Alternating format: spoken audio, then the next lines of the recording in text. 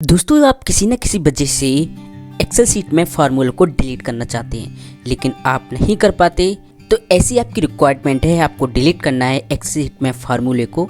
तो जानने के लिए इस वीडियो को कंटिन्यू शुरू से लास्ट तक जरूर देखें। नमस्कार दोस्तों, आप देख रहे हैं basic computer Hindi.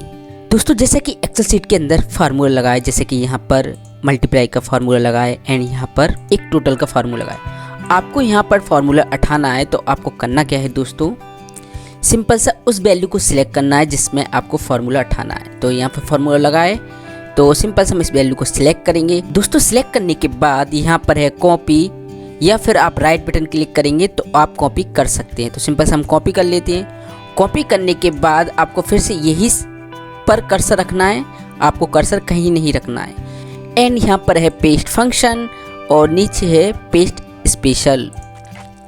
Paste special पर क्लिक करने के बाद एक डायलॉग बॉक्स आएगा।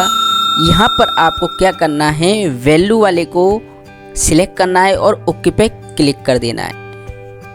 एंड जैसे ही आप क्लिक करेंगे तो आपका यहाँ फार्मूला हट जाएगा। अब आपको बाहर क्लिक कर देना है तो देखिए यहाँ पर ही फार्मूला हट चुका है। ठीक है, अब आप चाह रहे हो कि सभी के फार्मूले हट जाएं, तो दोस्तों आप एक बार में सबको सिलेक्ट कर लें। सिलेक्ट करने के बाद आप कॉपी करें।